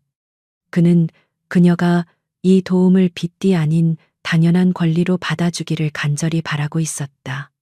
그는 그녀가 계속해서 자신을 회장님이라 부르며 어려워하는 것이 마치 15년 전 찐빵을 내밀던 그녀의 순수한 온기를 자신이 돈으로 더럽히는 것 같아 고통스러웠다. 이것은 어머님께서 제게 주신 삶에 비하면 아무것도 아닙니다. 제발 그냥 받아주십시오. 순자는 손에 들린 카드를 바라보았다. 그리고 유리창 너머 평온하게 잠든 아이들을 바라보았다. 그녀는 이 카드가 단순한 돈이 아님을 깨달았다.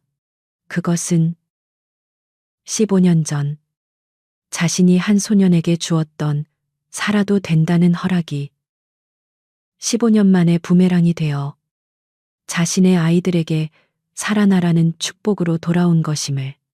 그녀는 떨리는 손으로 카드를 꽉 쥐었다. 그것은 그녀가 받아든 첫 번째 기적과도 같은 놀라움이었다. 그녀는 현서를 바라보며 처음으로 아주 희미하게 웃었다. 맙습니다. 학생.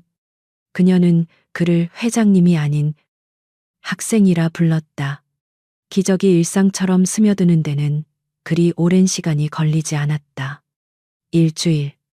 이순자에게는 7년보다 길고 7초보다 짧았던 그 일주일이 흘렀다. 아이들은 놀라운 속도로 회복했다. 죽음의 문턱을 넘나들던 한결이와 유리는 어느새 병원 최고층 VIP 병실의 넓은 침대에서 만화 영화를 보며 제잘거리고 있었다. 대한민국 최고의 의료진이 24시간부터 마치 왕자님과 공주님을 돌보듯 아이들을 케어했다. 아이들의 뺨에는 옥탑방에서는 볼 수 없었던 건강한 혈색이 돌았다. 순자 역시 변해 있었다. 빗물과 흙먼지에 절어 있던 작업복 대신 김비서가 가져다 준 깨끗하고 부드러운 면 의복을 입고 있었다. 굶주림으로 꺼져가던 뱃속은 따뜻한 영양죽으로 채워졌고 푹신한 침대에서의 잠은 그녀의 안색을 되돌려 놓았다. 하지만 그녀는 편하지 않았다. 이 모든 것이 분에 넘치는 사치였고 감당할 수 없는 빚이었다. 그녀는 이 넓은 병실에서조차 가만히 앉아있지 못했다. 이미 완벽하게 청소된 창틀을 마른 수건으로 닦고 가지런히 정리된 아이들의 수건을 다시 접었다. 일하지 않는 이순자는 그녀 자신이 아니었다. 강연서 회장은 매일 저녁 바쁜 시간을 쪼개 병실을 찾았다. 그는 수조원을 움직이는 냉철한 투자자가 아니라 그저 15년 만에 만난 은인을 어떻게 대해야 할지 모르는 서툰 학생의 모습이었다. 그는 아이들에게 말을 거는 것조차 어색해했다. 이건 로봇이다. 그가 내민 최고급 장난감에 아이들은 처음 며칠간 경계했지만 곧 그 키 크고 멋있지만 어딘가 슬퍼 보이는 아저씨에게 마음을 열었다. 아저씨, 이것도 변신해요. 준서가 로봇을 들고 현서의 무릎으로 기어 올라왔다. 현서는 그 작은 온기에 수십억짜리 계약을 성사시켰을 때도 느껴보지 못한 당혹스럽고도 따뜻한 감정에 휩싸였다. 순자는 그 모습을 복잡한 심경으로 바라보았다. 저토록 모든 것을 가졌고 자신에게 이 모든 것을 베푸는 저 남자가 어째서 저렇게 외로워 보이는 것일까? 그는 아이들을 안아주는 법을 몰라 그저 뻣뻣하게 굳은 채 준서의 등을 토닥이고 있었다. 순자는 15년 전 찐빵을 받아들고 짐승처럼 울던 그 소년의 눈을 떠올렸다. 그는 괴물이 된 것이 아니었다. 그는 단지 온기를 받는 법, 그리고 온기를 나누는 법을 잊어버린 채 어른이 되어버린 소년이었다. 마침내 아이들의 퇴원일이 결정되었다. 센터장은 완벽한 회복이라며 기적을 만들어낸 현서에게 모든 공을 돌렸다. 순자는 기뻤지만 그 기쁨은 곧바로 현실적인 공포로 바뀌었다. 퇴원. 어디로 그 곰팡내 나던 옥탑방은 김 비서의 보고에 따르면 집주인은 불법 건축 및 탈세 혐의로 구청과 세무서에 집중 조사를 받게 되었고 그 옥탑방 건물은 이미 폐쇄 절차가 진행 중이라고 했다. 그녀는 집을 잃었다. 병원 문을 나서는 순간 그녀와 아이들은 다시 길거리로 나앉아야 했다. 그녀가 이 남자에게 진 빚은 이제 그녀의 목숨으로도 갚을 수 없는 지경에 이르렀다. 아이들의 퇴원 수속이 모두 끝났. 순자는 아이들의 손을 잡고 병원 로비에 섰다. 그녀는 이제 무엇을 해야 할지, 이 남자에게 뭐라고 말해야 할지 몰라 그저 고개만 숙이고 있었다. 현서가 다가왔다. 그는 아이들의 머리를 한 번씩 쓰다듬어 주더니 순자를 향해 말했다. 가시죠. 어머니, 제가 집으로 모셔다 드리겠습니다. 집. 그 단어가 순자의 가슴을 날카롭게 찔렀다. 저, 회장님, 저희는 돌아갈 집이 압니다. 현서가 그녀의 말을 잘랐다. 그래서 제가 모시겠다는 겁니다. 그는 그녀를 마이바흐가 주차된 VIP 주차장으로 이끌지 않았다. 대신 그는 병원 후문, 화물용 엘리베이터 쪽으로 향했다. 순자는 의아해하며 그의 뒤를 따랐다. 그곳에는 낯선 차량 2대가 서 있었다. 하나는 반짝이는 새것인 배달용 바구니가 달린 전기 자전거였다. 다른 하나는 작은 1톤 트럭이었다. 순자는 전기 자전거에 먼저 시선이 꽂혔다. 그것은 그녀가 5만 원에 팔아넘겼던 다리와 닮아 있었다. 현서가 입을 열었다. 어머님의 다리가 5만 원에 팔려나가는 것을 보았습니다. 15년 전에 그 자전거를 다시 가져다 드리고 싶었지만 그건 제 욕심인 것 같았습니다. 그는 자전거포에서 5천만 원을 주고 산 그 녹슨 자전거를 자신의 회사 본사 로비에 초심이라는 이름으로 보관해 두었다. 이것은 어머님의 새 다리입니다. 그가 전기 자전거를 가리켰다. 더 이상 비바람 맞으며 가파른 언덕을 맨몸으로 오르지 않으셔도 됩니다. 순자는 떨리는 손으로 전기 자전거의 핸들을 잡았다. 이것은 그녀가 이해할 수 있는 영역의 호의였다. 그녀는 안도했다. 그래. 이걸로 다시 우유 배달이라도, 식당 설거지라도, 어떻게든 일을 해서. 하지만 더 이상 남의 우유를 배달하지는 않으실 겁니다. 현서가 그녀의 생각을 읽었다는 듯이 말했다. 그는 1톤 트럭의 뒷문을 열었다. 그 안에는 우유 배달통이 아닌 하얀 밀가루 포대, 붉은 팥, 그리고 김이 모락모락 피어오를 것 같은 새것의 대형 찜기들이 가득 실려 있었다. 순자는 이것이 무엇을 의미하는지 몰라 멍하니 그를 바라보았다. 현서가 그녀를 정면으로 바라보았다. 어머님, 이것은 어머님의 미천입니다. 미천, 사업 미천. 그녀가 평생 꿈도 꿀 수 없었던 단어였다. 어머님은 15년 전 찐빵 하나로 저를 살리셨습니다.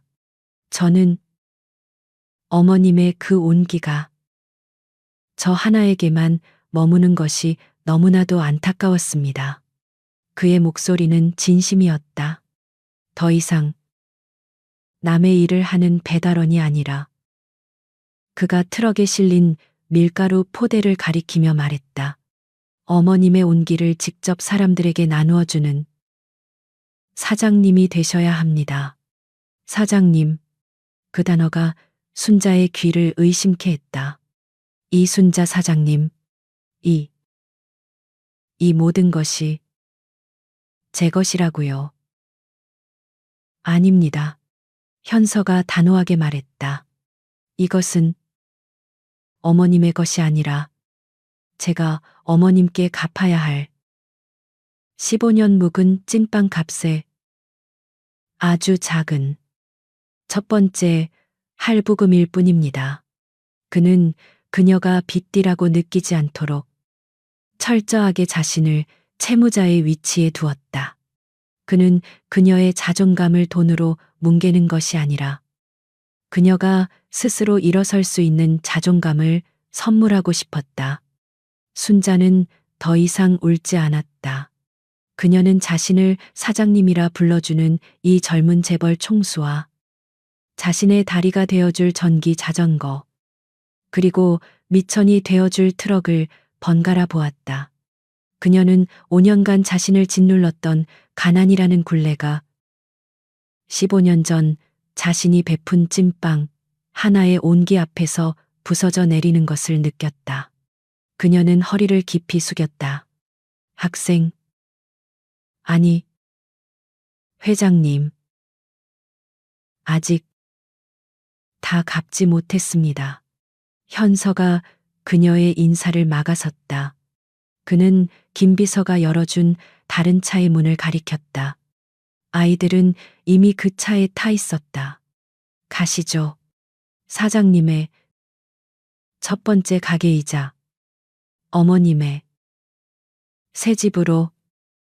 차가운 병원 공기를 뒤로하고 이순자는 아이들의 손을 잡고 마이바흐 뒷좌석에 다시 올랐다. 일주일 전 젖은 작업복 차림으로 겁에 질려 탔던 그 자리였다. 하지만 지금 그녀는 깨끗한 옷을 입고 있었고 아이들은 건강한 얼굴로 창밖을 구경하며 제잘거리고 있었다.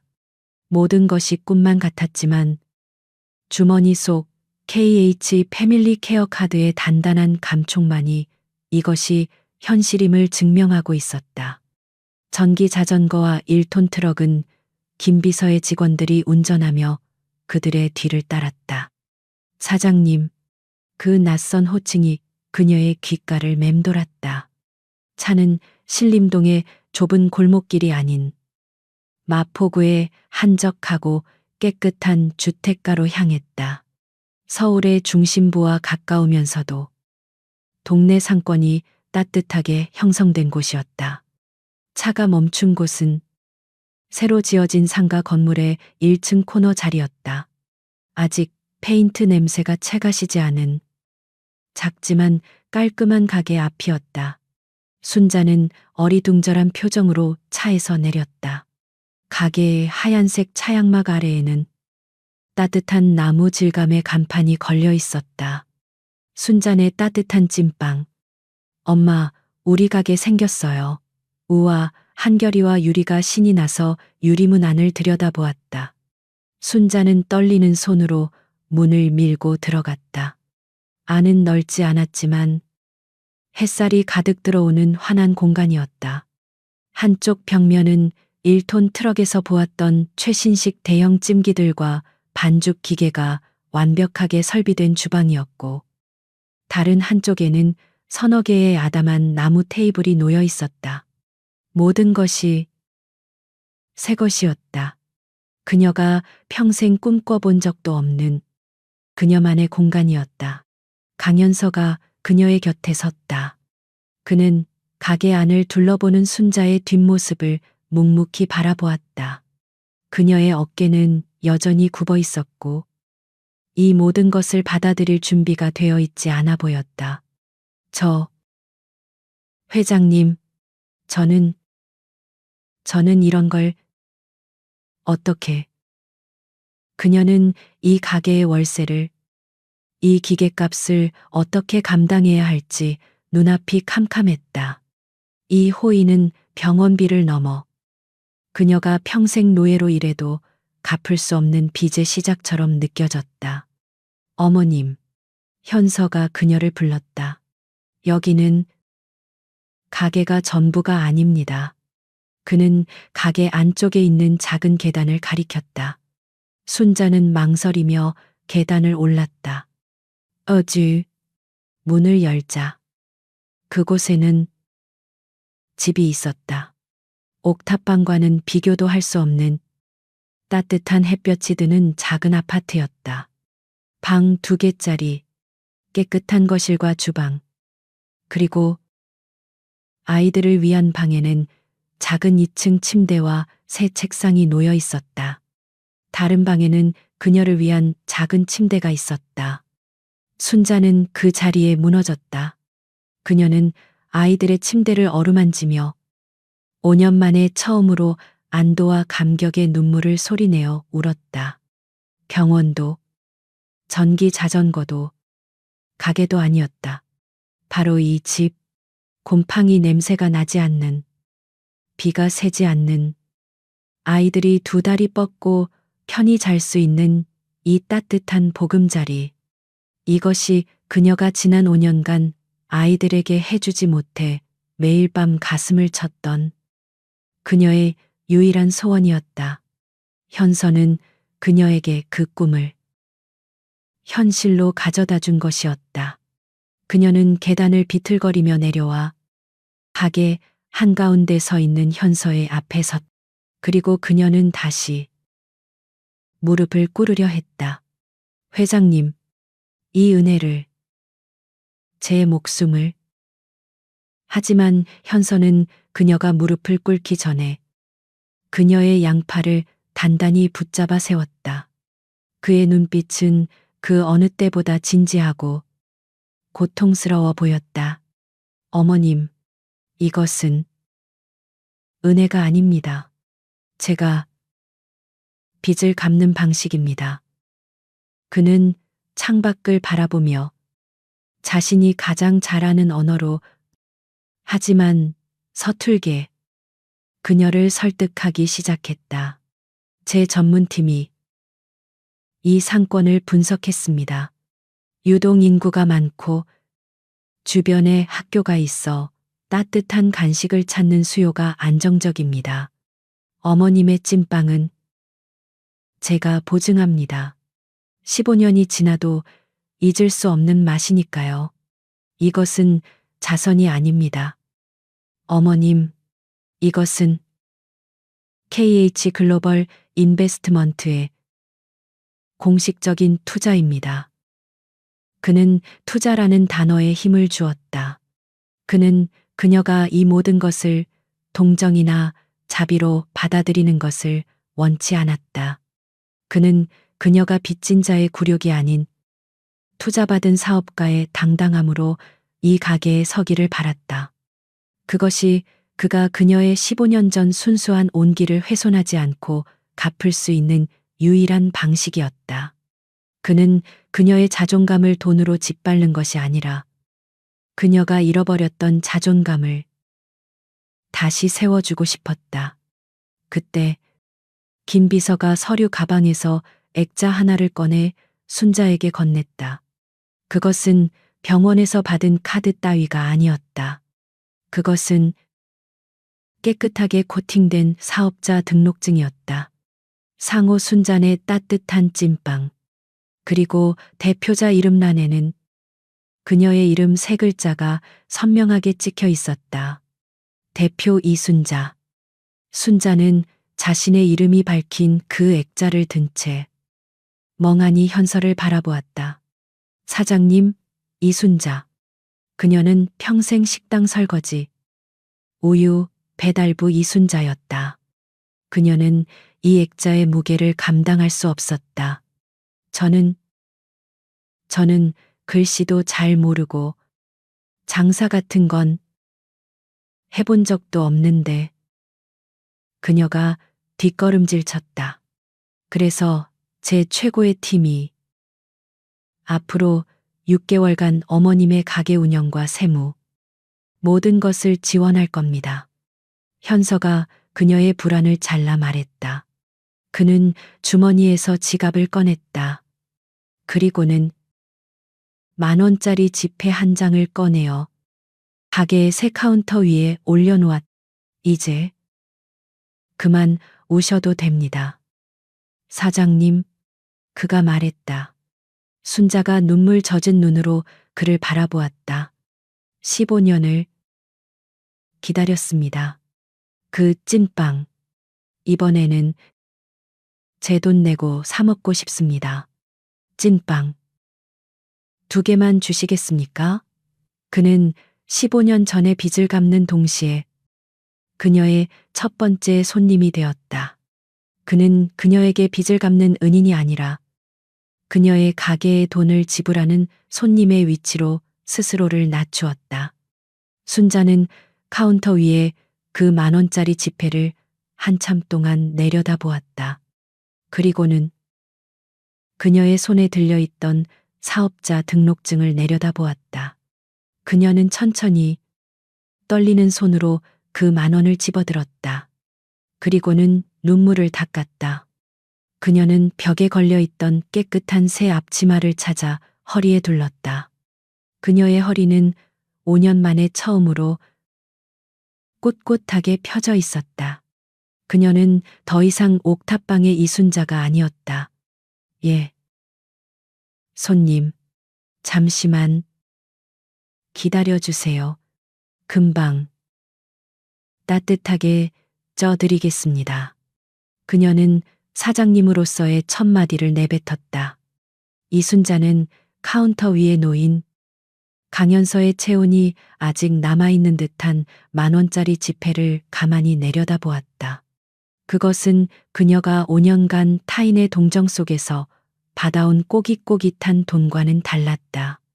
그것은 그녀가 사장님으로서 자신의 노동과 기술로 벌어들인 첫 번째 매출이었다.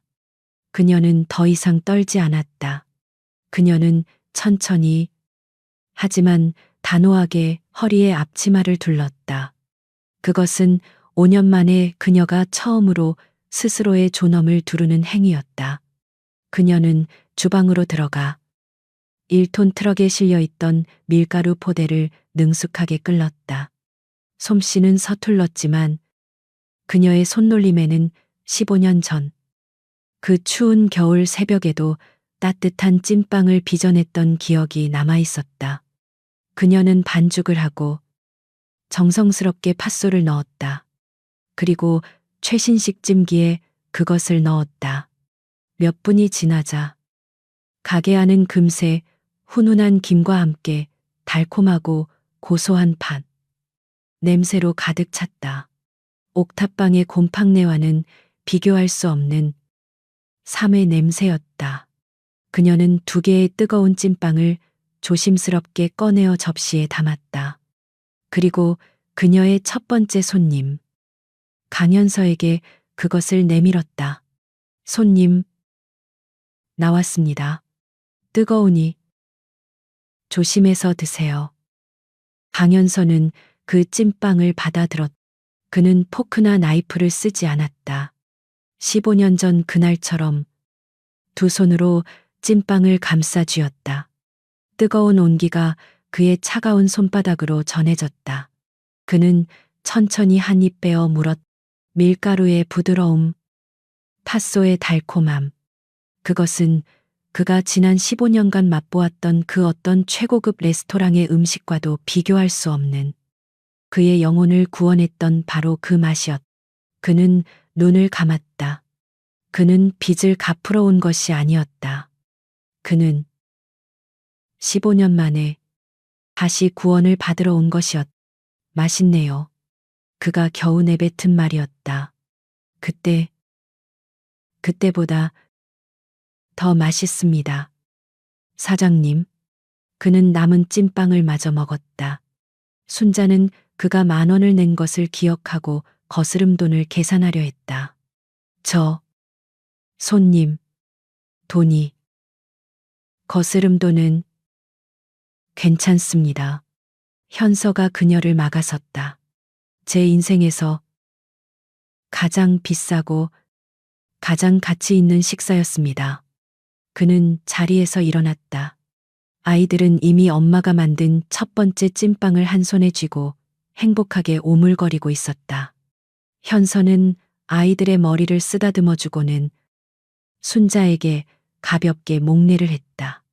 사업 번창하시길 바랍니다. 사장님. 그는 사장님이라는 호칭을 다시 한번 분명히 했다. 그렇게 몇 달의 시간이 흘렀다. 순잔의 따뜻한 찐빵은 강연서의 전문팀이 예측했던 대로, 그리고 그의 혀가 보증했던 대로 마포구 주택가의 명물이 되었다. 처음에는 KH 글로벌의 직원들이 회장님의 투자처라는 의무감에 팔아주러 왔지만 곧 그들은 순수한 찐빵의 맛에 매료되었다.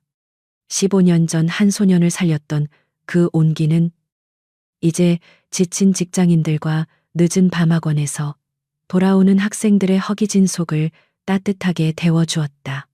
가게는 언제나 사람들로 붐볐다. 이순자는 더 이상 옥탑방의 그늘진 여인이 아니었다. 그녀는 언제나 깨끗한 앞치마를 두르고 능숙하게 반죽을 치대고 찜기를 관리하는 당당한 사장님이 되어 있었다.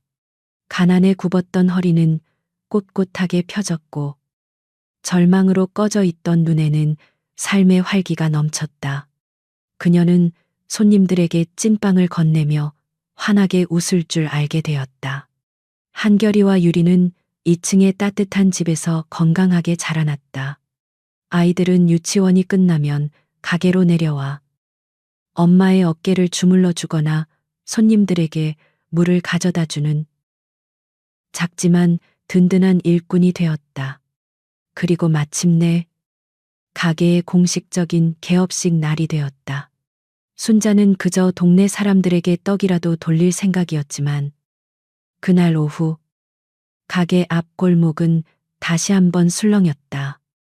일주일 전 병원에서 보았던 그 검은색 마이바흐가 이번에는 한 대가 아니라 마치 재벌 드라마의 한 장면처럼 5대나 줄지어 멈춰섰기 때문이었다. 동네 사람들은 무슨 일인가 싶어 가게 앞으로 몰려들었다. 첫 번째 차에서 강연서가 내렸다. 그는 수억 원짜리 맞춤 정장이 아닌 편안한 면바지와 따뜻한 니트를 입고 있었다. 냉철한 회장님이 아닌 15년 전의 그늘이 살짝 엿보이는 하지만 훨씬 부드러워진 학생의 모습이었다. 그리고 그의 뒤를 이어 대한민국 경제를 움직인다는 KH 글로벌의 핵심 임원들. 여의도의 늑대들이라 불리는 날카로운 인상의 남녀들이 차에서 내렸다. 그들은 이 작은 동네 가게가 어색한 듯 굳은 표정으로 현서의 뒤를 따랐다. 순자는 앞치마에 손을 닦으며 달려나갔다. 그녀는 또다시 그에게 빚을 지는 것 같아 불안했다. 회장님이 이렇게까지 귀한 분들이 그녀는 어떻게 해야 할지 몰라 안절부절 못했다. 현서는 그녀의 그 불안한 모습을 보고 처음으로 소리내어 부드럽게 웃었다. 사장님, 그가 그녀의 호칭을 정정해 주었다. 오늘은 제가 손님으로 온 것이 아닙니다. 그는 자신의 뒤에 선 임원들을 향해 돌아섰다. 여러분, 지난 몇 달간 우리 KH 글로벌의 가장 중요한 투자 프로젝트였던 순잔의 따뜻한 찐빵의 개업식입니다. 임원들은 어색하게 박수를 쳤다. 그리고 오늘 우리는 투자자로서 우리의 투자 성과를 직접 맛보러 왔습니다. 그는 다시 순자를 바라보았다. 오늘 저녁 우리 전 직원 회식은 이 가게에서 합니다. 사장님, 저희가 가게를 통째로 빌릴 수 있겠습니까? 순자는 그제야 그의 의도를 깨닫고 눈시울이 붉어졌다. 그는 그녀에게 돈을 주러 온 것이 아니었다. 그는 그녀의 사장님으로서의 지위를 그의 모든 임직원들 앞에서 공식적으로 인정해 주러 온 것이었다. 그는 그녀를 동정의 대상이 아닌 KH 글로벌의 성공적인 파트너로 격상시켜주고 있었다. 그날 저녁, 작은 찐빵 가게는 대한민국에서 가장 비싼 손님들로 가득 찼다. 수천억을 굴리는 임원들은 어색하게 작은 나무 의자에 앉아 난생 처음으로 뜨거운 찐빵을 호호 불어가며 먹었다. 가게는 시끌벅적했지만 그 소라는 너무나도 따뜻했다. 순자는 눈물 흘릴 틈도 없이 찜기 앞에서 땀을 흘렸지만 그녀의 얼굴에는 5년 만에 처음으로 진정한 행복의 미소가 떠나지 않았다. 강연서는 가게 구석. 15년 전 자신이 쓰러져 있던 골목길 구석과도 같은 자리에 앉아 있었다. 그는 찐빵을 먹지 않고 그저 그 풍경을 바라보고 있었다.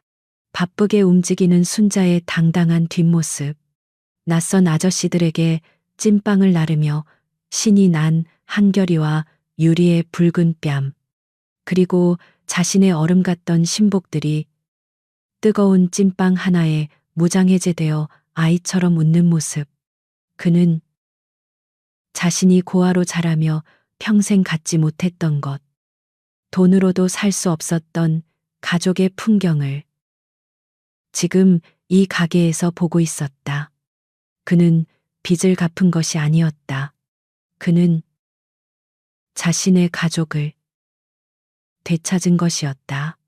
그때 유리가 뜨거운 찐빵 하나를 들고 그에게 아장아장 걸어왔다. 아저씨, 아저씨도 먹어요.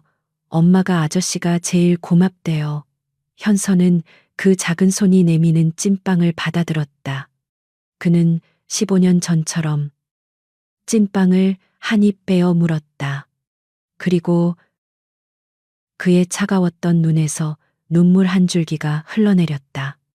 그때 땀을 닦으며 다가온 순자가 그의 어깨를 툭 쳤다. 그녀는 더 이상 그를 회장님이라 부르지 않았다. 그녀는 그를 바라보며 15년 전 그날처럼 따뜻하고 걱정스러운 어머니의 미소로 말했다. 학생, 천천히 먹어. 그러다 체하겠다.